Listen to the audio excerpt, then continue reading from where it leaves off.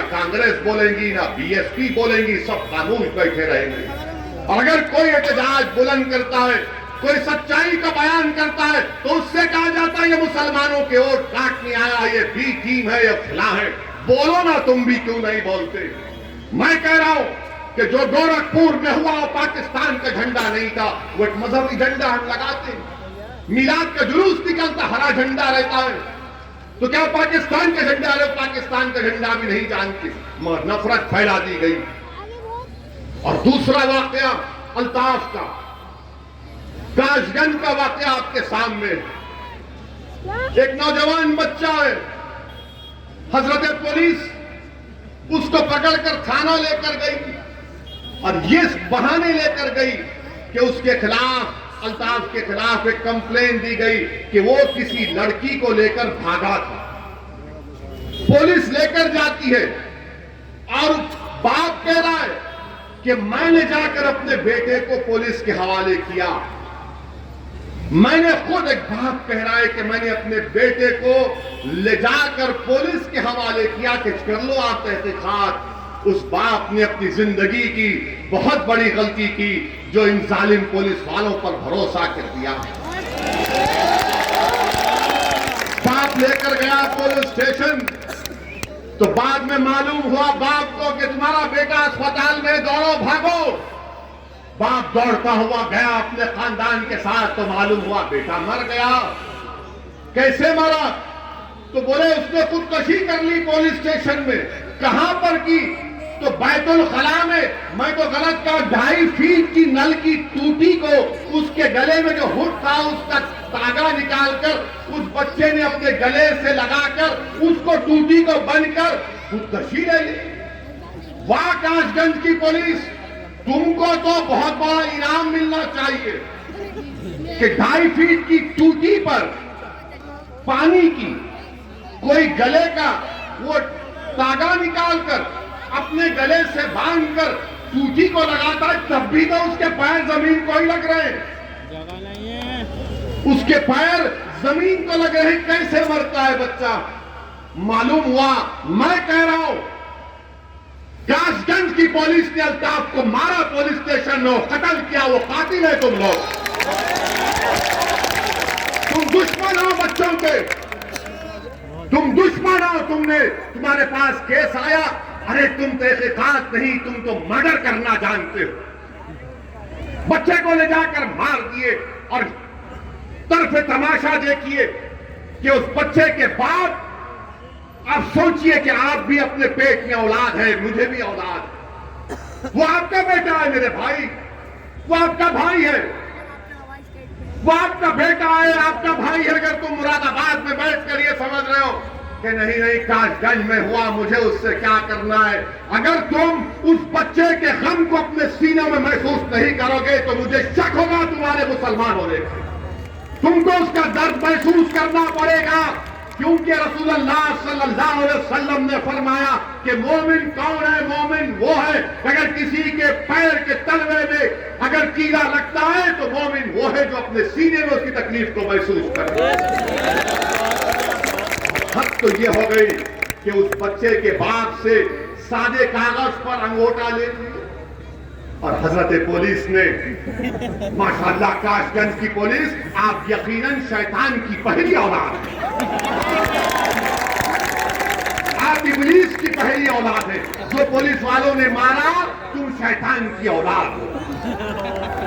तुम्हारे लुत्फे में फर्क है, तुम्हारे लुत्फे में फर्क है। मैं कह रहा हूं उस बाप को जो अपने बेटे को खो दिया, जिसको तुमने पुलिस स्टेशन में मर्डर किया, तुम उसके अंगूठे के साइन लेकर उस पे लिख देते हो कि ये बेटे के बाप ने ये लिखा है कि वो पुलिस की तहकीकात से मुतमईन है और मेरे बेटे ने खुदकुशी करके अपनी जान दे दी। अरे पुलिस वालों, जिन्होंने हरकत की, कल अगर तुम्हारी बेटी, तुम्हारा बेटा सब मर जाएगा या मार दिया जाएगा तो तुम्हारे दिल पर क्या पहुंचेगा?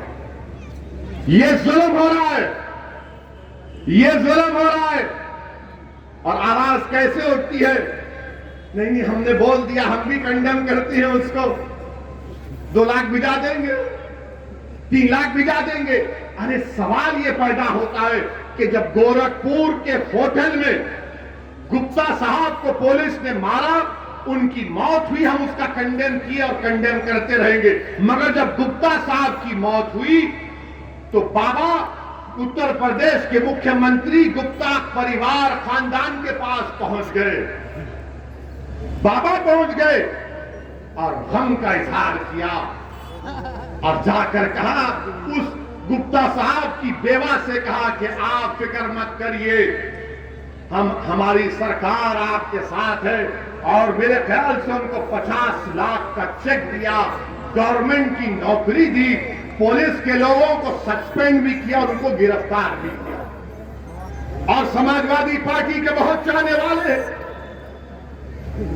आपके अखिलेश ने क्या किया, गुप्ता साहब के घर गए और कहा, बहन ये 21 लाख का चेक है, ये 21 लाख का चेक है। आप बताइए मेरे अजीज दोस्तों और बुजुर्गों, इंसान जब पुलिस की कस्टडी में मरता है, अगर वो मुसलमान है तो उसने खुद से खुदकशी कर ली, अगर वो मुसलमान है तो खुद से खुदकशी कर ली और उसके बाद से झूठ से फरेब देकर अंगूठा उसका लगाकर लिख दिया जाता है। और अगर वो मुसलमान नहीं है, अरे मैं जिंदाबाद के नारे अपने नहीं लगाने वाला, सुनो मेरी बात, नहीं आप सुनो मेरी बात, मैं अपने जिंदाबाद के नारे आपसे मंगवाने के लिए नहीं आया हूं, क्योंकि आप जिंदा है, मैं जिंदा हूं, रसूल अल्लाह की उम्मत है, जिंदा रहने वाले। और याद रखो इस बात को, याद रखो इस बात को कि जब तक हम जिंदा हैं दुनिया आबाद है, जब हम नहीं तो दुनिया भी नहीं। याद रखो, ये मेरा फेथ है। मगर ये हाल देखिए आप कि एक मुसलमान मरता है तो कोई आवाज नहीं उठती है। क्या मेरे खून की अहमियत नहीं है?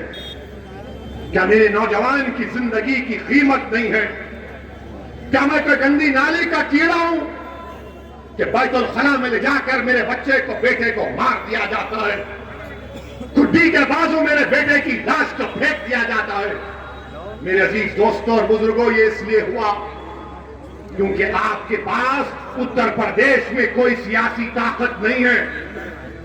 आपके पास मुट्ठी भर 3-4 मुसलमानों के आपके वोटों से जीते हुए एमपी एमएलए होंगे। आपके पास क़यादत नहीं है, आपकी लीडरशिप नहीं है। आप मुत्तहिद अगर हो जाएंगे तो उत्तर प्रदेश में 19% मुसलमानों की क़यादत बनेगी। अगर अल्लाह उस अल्ताफ की रूह को अगर अल्लाह हुक्म देगा कि बोलो उत्तर प्रदेश के मुसलमानों से क्या कहना है, तो अल्ताफ की रूह पुकार पुकार कर कहेगी कि गुप्ता मरा तो हुकूमत हिल गई, मैं मर गया तो हुकूमत नाम तक नहीं लेती। मेरे अजीज दोस्तों और बुजुर्गों, याद रखो, नाइंसाफी का इलाज सिर्फ रोने से नाइंसाफी का खात्मा नहीं होता, जुल्म का खात्मा सिर्फ जज्बाती नारों से खत्म नहीं होता, हुकूक का हक को हासिल करना सिर्फ दुआओं से नहीं होगा, बल्कि दुआ करके उसको देखना कि मेरी दुआओं में कितना सारे मैदान में उतरना पड़ता है। और आपके पास असदुद्दीन ओवैसी ये कहने के लिए आया है कि आप अपनी क़यादत को बनाइए, लीडरशिप को बनाइए। इतनी बड़ी ताकत में आप रहते हैं। मेरे अजीज दोस्तों और बुजुर्गों, बहुत जुल्म हो चुका है, बहुत लोग मर चुके हैं, बहुत से माँ बाप ने अपने ख्वाबों को चकनाचूर होते हुए देखा, बहुत सी माओं की कोख उजड़ गई, बहुत से बाप का उसके बुढ़ापे का सहारा छीन लिया गया। मेरे अजीज दोस्तों और बुजुर्गों, मैं तुमसे वोट की भीख मांगने नहीं आया हूं, मैं तुमसे सिर्फ ये भीख मांगने आया हूं कि अपनी एक सियासी लीडरशिप को बना लो, एक सियासी लीडरशिप को बना लो। तुम अगर मुझे पसंद नहीं करते कोई बात नहीं, मगर खुदा के लिए कुछ तो करो, उठो, हरकत करो मेरे भाई। याद रखो मेरी इस बात को, ये जो जुल्म का अंधेरा है, ये रात बड़ी लंबी रहने वाली है। याद रखो, तुम मेरे एक एक बात, एक एक लफ्ज को याद रखो। ये जुल्म की अंधेरी रात बड़ी लंबी रहने वाली है। यकीनन इस अंधेरे का खात्मा उस वक्त होगा जब तुम अपने मुकद्दर के फैसले करोगे। और कैसे करेंगे आप? जब आप अपनी क़ियादत को, अपनी लीडरशिप को बनाएंगे। और जब आप मुसलमान उत्तर प्रदेश में अपनी लीडरशिप को बनाएगा तो किसी हम मजहब के खिलाफ ना थे, ना है, ना रहेंगे। क्या उत्तर प्रदेश में यादवों के नेता अखिलेश यादव नहीं है? क्या उत्तर प्रदेश में अखिलेश यादव यादवों के नेता नहीं है? कहिए, आप जवाब दीजिए, या नहीं है? क्या बहन जी जाटवों की लीडर नहीं है? क्या योगी आदित्यनाथ ठाकुरों के नेता नहीं है? क्या ओम प्रकाश राजभरों को अपने करीब करने की कोशिश नहीं कर रहे? क्या अनुप्रिया पटेल कुर्मी और को अपने पास लाए नहीं रहे? आप क्या कर रहे हैं? आप क्या कर रहे हैं? सोचिए आप। मैं अपने आप को लीडर बनाने के लिए नहीं आया हूं। मैं ये चाहता हूं कि मुरादाबाद से ऐसे लोग उठें जो खुद क़यादत करें, जो पूरे उत्तर प्रदेश में एक इत्तेहाद का पैगाम दें। मेरे अजीज दोस्तों और बुजुर्गों, ये पैगाम देने के लिए असदुद्दीन ओवैसी आपके पास आया। अगर मेरी कोई बात आपको पसंद नहीं आती तो मैं माजरत चाहता हूं। मेरी जबान कड़वी इसलिए है क्योंकि मैं सच्चाई बोलता हूं। मेरे जबान से निकले वाले अल्फाज अगर आपको तकलीफ पहुंचाते हैं तो मेरा मकसद तकलीफ पहुंचाना नहीं है। मेरा मकसद यह है कि आप सोचिए, आप एक फिक्र लेकर जाइए, अपने आप से सवाल करो मेरे भाई, अपने आप से पूछो मेरे दोस्तों, मेरी सरदार मां और बहनों, आप भी सोचिए, फिक्र करिए। मैं बुजुर्गों से अपील कर रहा हूं कि आपको भी ये फैसला लेना पड़ेगा। जब उत्तर प्रदेश में हर समाज ने अपनी अपनी क़यादत को बना लिया, अपनी लीडरशिप को बना लिया, तो आप क्यों पीछे होते हैं? और कोई कहेगा कि क्या हमने मुरादाबाद से मोहतरम जनाब एसटी हसन को एमपी नहीं बनाया? कोई कहेगा कि क्या असदुद्दीन ओवैसी तुम्हारे हैदराबाद से आए हुए एक क्रिकेटर को हमने एमपी नहीं बनाया? मेरे भाई, आपने एमपी बनाया, आपने कायद नहीं बनाया। आपने किसी को एमपी बनाया, किसी को नेता नहीं बनाया। आपने एमपी बनाया मगर अपनी लीडरशिप को जमीन पर पैदा नहीं किया। आपने किसी को एमपी एमएलए जरूर बनाया मगर वो आपकी तकालीफ को, आपके जुल्म के खिलाफ आवाज नहीं उठा सकता। मैं एक मिसाल आपको देना चाहता हूं। मेरे पास एक तस्वीर जिसमें हमारे एमपी डॉक्टर साहब एसटी हसन साहब की तस्वीर मेरे पास है कि डॉक्टर एसटी हसन, जिनकी मैं बड़ी इज्जत करता हूं, वो समाजवादी में है मगर इनफरादी तौर पर बड़ी इज्जत करता हूं। जब मैं तस्वीर देखा तो मुझे बड़ी तकलीफ हुई। तस्वीर में क्या है कि डॉक्टर साहब खड़े हुए हैं, डॉक्टर साहब खड़े हुए हैं और एक कुर्सी पर समाजवादी पार्टी के राज्यसभा के एमपी प्रोफेसर राम गोपाल यादव साहब पैर पर पैर डालकर बैठ रहे हैं और डॉक्टर साहब खड़े होकर उनको कागज दे रहे हैं। मैं आपसे पूछना चाह रहा हूं कि इस तरह की बेइज्जती हम बर्दाश्त करेंगे? आप सोचो, मेरी नहीं, कोई कहेगा ये जज्बाती तकरीर कर रहा है। आप सोचो, जब मैं तस्वीर को देखा तो बड़ी तकलीफ हुई। वो कुर्सी पर बैठा है पैर पर पैर डालकर और मुरादाबाद के मुसलमानों का एमपी खड़े होकर उसको कागज दे रहा है, देख भी नहीं रहा है डॉक्टर साहब की तरफ। मेरे अजीज दोस्तों और बुजुर्गों, ये तुम कहेगा लीडरशिप? अगर असदुद्दीन ओवैसी होता तो प्रोफेसर राम गोपाल का हाथ पकड़ के कहता, उठो प्रोफेसर, आंख में आंख डाल के। ये मिजाज पैदा करना पड़ेगा आपको, इस मिजाज में तब्दीली पैदा करना पड़ेगा। हम गुलामी नहीं करेंगे, भीख नहीं मांगेंगे, बराबरी का हिस्सा लेंगे इंशाअल्लाह। अफसोस तो इस बात का है कि तुम प्रोफेसर राम गोपाल हो, तुम प्रोफेसर हो, तुमको उठना गवारा क्यों नहीं हुआ? उठ जाते, हाथ मिला लेते, मगर नहीं, दिखाना यह था कि हम लीडर हैं, तुम गुलाम हो। हम लीडर हैं, तुम खड़े रहोगे, हम बैठोगे। नहीं मुरादाबाद के मुसलमानों, नहीं उत्तर प्रदेश के गयूर मुसलमानों, अब हम दरी नहीं बिछाएंगे, हम इनके लिए कुर्सी नहीं डालेंगे, हम इनके सामने हाथ झुकाकर नहीं खड़े रहेंगे। हम इनको अगर बिठाएंगे तो पहले हम बैठेंगे, इसके बाद ये बैठेंगे। और आप मिजाज देखिए प्रोफेसर राम गोपाल का, प्रोफेसर राम गोपाल यादव का मिजाज देखिए। सत्ता नहीं है, इख्तिदार नहीं है, अखिलेश मुख्यमंत्री नहीं है, मगर इतना गुरूर, इतना अहंकार है कि इख्तिदार नहीं है, मगर बता क्या रहे मुसलमानों को मुरादाबाद के। मेरे अजीज दोस्तों और बुजुर्गों, मेरी आपसे दवन गुजारिश है, ये बेइज्जती मैं नहीं बर्दाश्त कर सकता, ये बेइज्जती मैं नहीं बर्दाश्त कर सकता। ना मैं किसी के सामने किसी से इस तरह का बर्ताव करता हूं।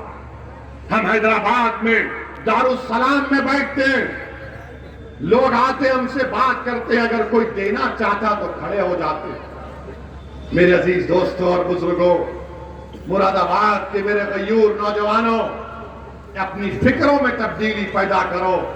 आप कब तक डरते रहेंगे? ने मजलिस इलेक्शन लड़ेगी, मजलिस इलेक्शन लड़ेगी तो बीजेपी आ जाएगी। मैं इसका जवाब दे रहा हूं अब आपको, इस मेरे इस दलील का, मैं जो मुद्दा यहां पर उठा रहा हूं, आपके पास इसका कोई जवाब नहीं। 2014 में, 2014 के पार्लियामानी चुनाव में बीजेपी जीत गई, मोदी प्रधानमंत्री बन गए। क्या किए अखिलेश यादव? 2017 के असेंबली के इंतखाबात, कांग्रेस और अखिलेश मिल गए तो वह गाना चलता था उस जमाने में कि यूपी को इन लड़कों का साथ पसंद है, और जीत गए मोदी।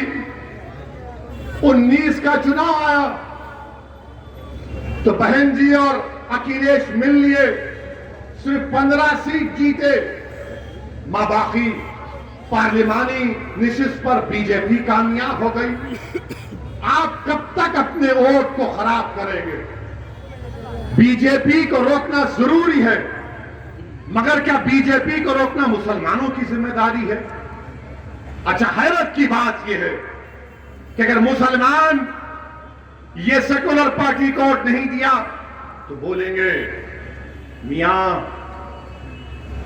अगर तुम वोट डिवाइड होगा बीजेपी आ जाएगी, और अगर यादव बीजेपी को वोट देगा तो बोलेंगे हाँ छोटा भाई है, गया होगा, हम बड़े भाई। ये क्या है बताइए आप, ये क्या है बताइए आप? आपका वोटर बीजेपी को वोट देगा तो बोलेंगे नहीं नहीं छोटा भाई है, गया है, हम तो बड़े भाई हैं, आपके साथ हैं। मेरे अजीज दोस्तों और बुजुर्गों, बीजेपी को रोकना जरूरी है, और हमने भी कहा है कि मजलिस इत्तेहाद और मुस्लिमीन का मकसद यह है कि उत्तर प्रदेश में दोबारा बीजेपी की सरकार ना बने, दोबारा इंशाअल्लाह ताला योगी आदित्यनाथ उत्तर प्रदेश का चीफ मिनिस्टर ना बने। यह मजलिस की कोशिश है, मगर मजलिस की कोशिश यह भी है कि मजलिस के उम्मीदवार कामयाब हो, मजलिस के एमएलए कामयाब हो।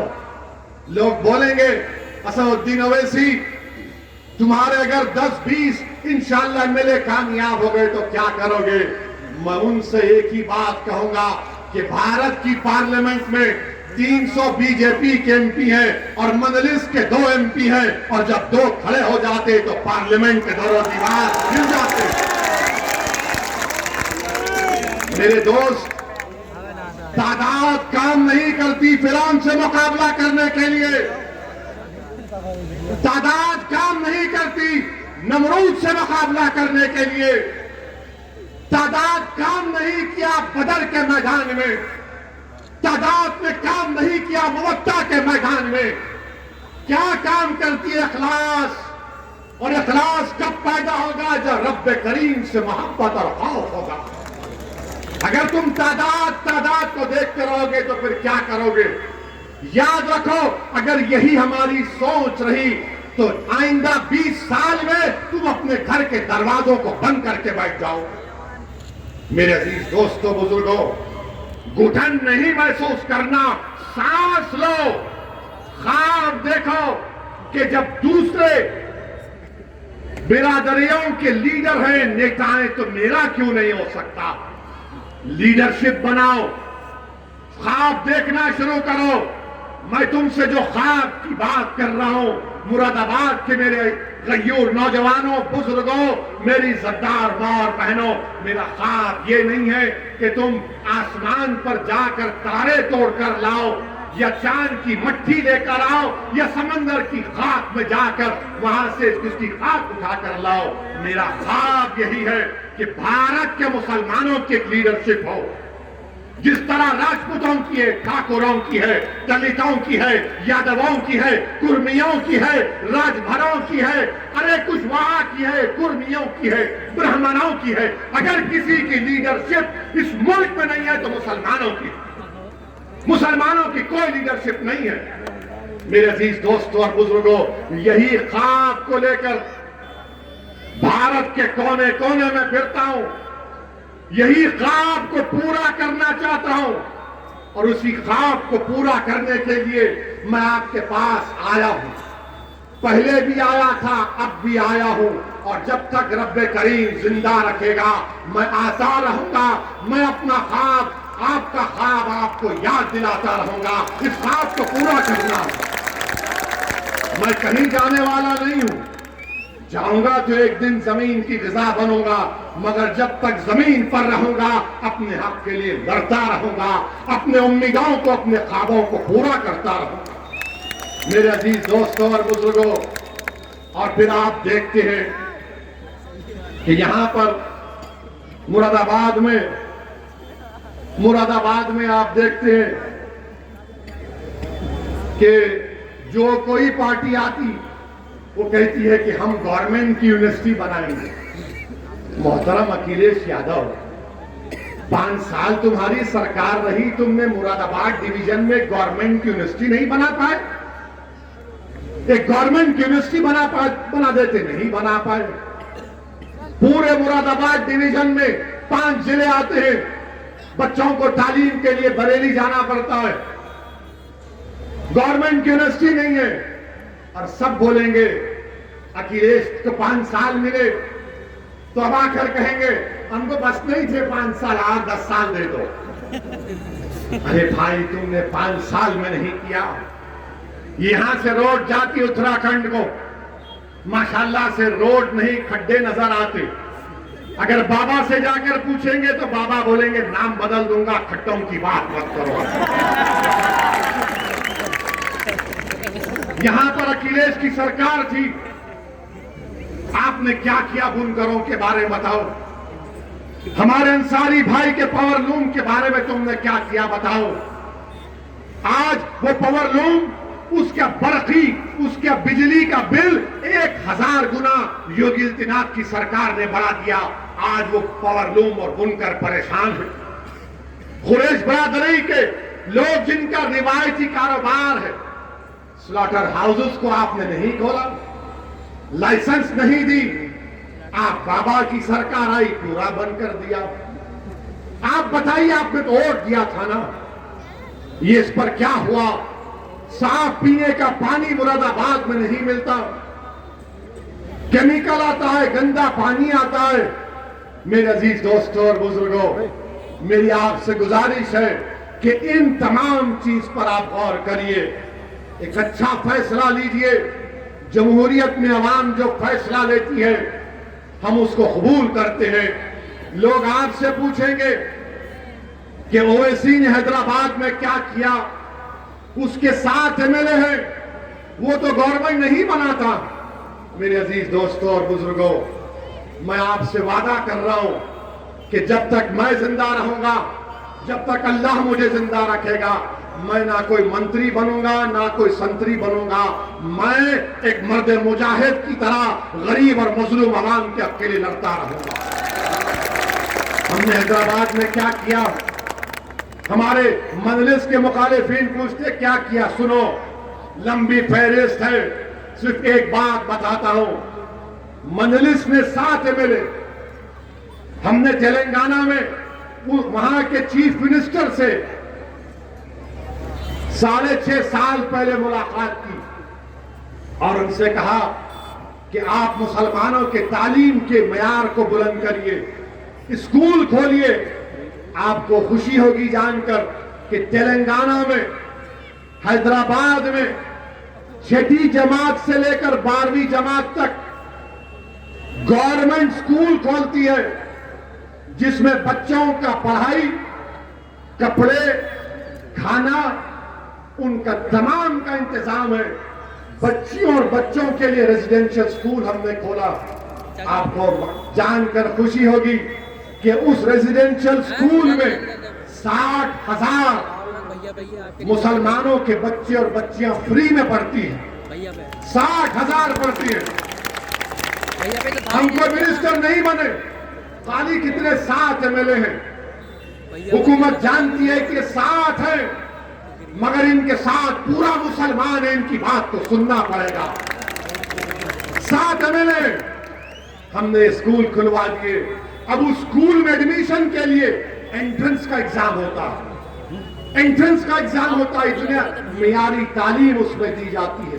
ये काम क्यों नहीं हो सकता? ये काम होना चाहिए उत्तर प्रदेश में। आपको मालूम, मुसलमान सबसे ज्यादा उत्तर प्रदेश में कम पढ़े लिखे हैं, खवातीन सबसे ज्यादा कम पढ़ी लिखी हैं। क्या आपको नहीं मालूम? मुरादाबाद के तमाम जिम्मेदारों को मालूम होना चाहिए कि सबसे कम ग्रेजुएट 2% उत्तर प्रदेश में मुसलमान है। ये क्या कर रहा है? हाईएस्ट ड्रॉप आउट रेट मुसलमान का है। बताइए क्या हो रहा है? इस पर बात नहीं होगी, जिन्ना पे बात होगी, इसके बात नहीं होगी। ओवैसी वोट काटने के लिए आया है। अरे मैं काटने के लिए नहीं, मैं अपना हक लेने के लिए आया हूं और हक दिला कर रहूंगा इंशाअल्लाह ताला। मेरे अजीज दोस्तों और बुजुर्गों, जब बात तालीम की आई तो यो हमारे वजीर आजम ये बैठे जनाब श्री नरेंद्र मोदी ने क्या किया? वो कहते हैं सबका साथ, सबका विकास, सबका विश्वास। कोई हमारे पास मुसलमान का बात मत करो। मेरे भाई, गवर्नमेंट ऑफ इंडिया की स्कीम है मदरसा मॉडर्नाइजेशन स्कीम, जिस मदरसे में असली तालीम को पढ़ाया जाता है, मैथ्स, इंग्लिश, सोशल साइंसेस को, तो गवर्नमेंट ऑफ इंडिया 4 टीचर की तनख्वाह देती है। कितने? 4 टीचर की तनख्वाह। और अगर वो ग्रेजुएट हैं तो 6,000, पोस्ट ग्रेजुएट हैं तो 12,000।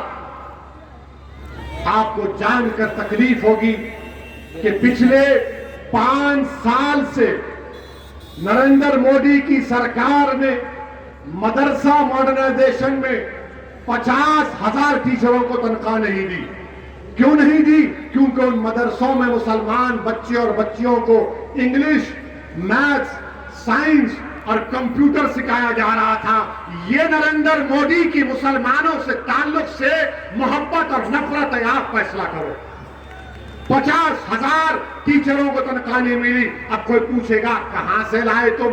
तो जाओ, हमारी एक बहन है इस्मत आरा ने वायर के वेब पोर्टल पर इस न्यूज को लिखा कि 50,000, जिसमें एक हिंदू ब्राह्मण पंडित है जो इस मदरसे में, गाजियाबाद के मदरसे में जाकर बच्चियों को हिंदी सिखाते हैं, वो पंडित जी कह रहे हैं कि मुझे 5 साल से तनख्वाह नहीं मिली। मेरा बकाया जो मोदी जी देना है 7 लाख रुपए देना। मेरे अजीज दोस्तों और बुजुर्गों, इस पर कोई बात नहीं होगी, इस पर कोई बात नहीं करेगा। मेरी आपसे दबन गुजारिश है कि इन मसाइल पर गौर करिए। डरने और घबराने की जरूरत नहीं है। इंशाअल्लाह ताला, अल्लाह सुब्हानहू तआला ने चाहा तो यकीनन जुल्म का खातिमा होगा, जालिम हारेगा, मजलूम को अल्लाह इज्जत से नवाजेगा। जो लोग आज इख्तिदार पर बैठकर अपने आप को वक्त का फिरौन, वक्त का नमरूद और जिनके पास दौलत है वो समझ रहे हैं कि मेरे पास कारून का खजाना है, जो जिसके पास इख्तिदार है वो समझ रहा है कि मेरे पास शद्दाद की जन्नत है, तो याद रखो ना फिरौन की हुकूमत, ना नमरूद की ताकत, ना कारून का खजाना, ना शद्दाद की जन्नत उसके काम नहीं आई। हमको सिर्फ हरकत करना है, तब्दीली पैदा करना है।